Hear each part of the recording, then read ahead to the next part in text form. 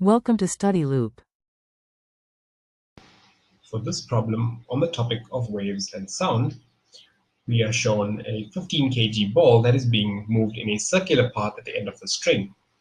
If the motion occurs on a frictionless horizontal table, and we are given the angular speed of the ball as well as the mass of the string, we want to know the time it will take for a wave on the string to travel from the center of the circle to the ball. Now, if the string has length L, the time required for a wave on the string to travel from the center of the circle to the ball is given by T, and T is equal to the length of the string L divided by the speed of the wave, V wave. And we know that the speed of the wave is given by the following equation. So we'll call this expression 1, and the speed of a wave on a string is given by the square root of the tension in that string F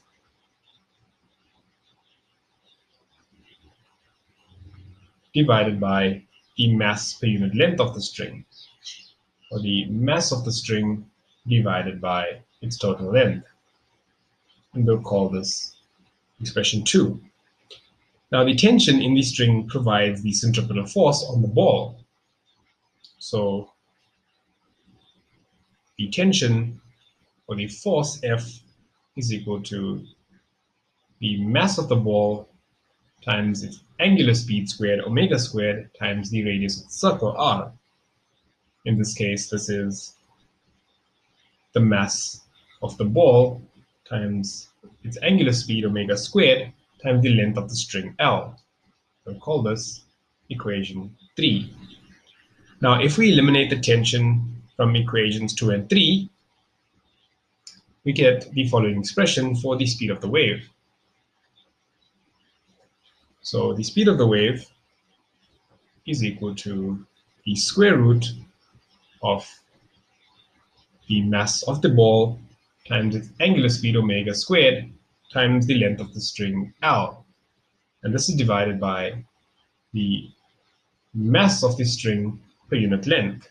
So the mass of the string divided by the length of the string L. So we can see that this becomes the square root of the mass of the ball times omega squared times L squared divided by the mass of the string.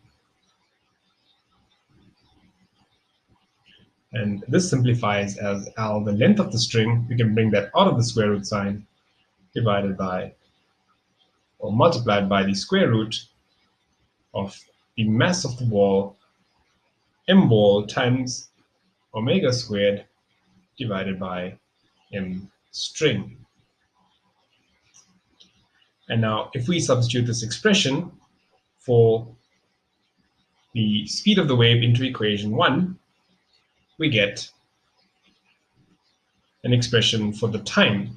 And we want to calculate the time that it'll take for a wave on the string to travel from the center to the ball.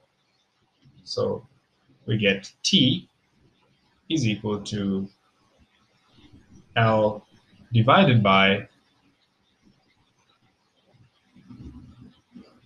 so T is equal to L over L times the square root of the mass of the ball times omega squared divided by the mass of the string. And so this becomes simply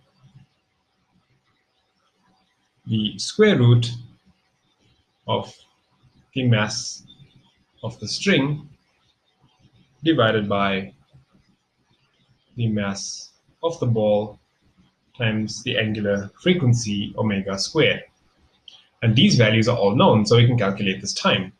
That becomes the square root of 0.023 kg, which is the mass of the string, divided by the mass of the ball, which is 15 kg, times the square of its angular speed, 12 radians per second, all squared. And so calculating this, we get the time it takes for the wave to travel from the center of the string to the ball to be 3.26 times 10 to the minus 3 seconds.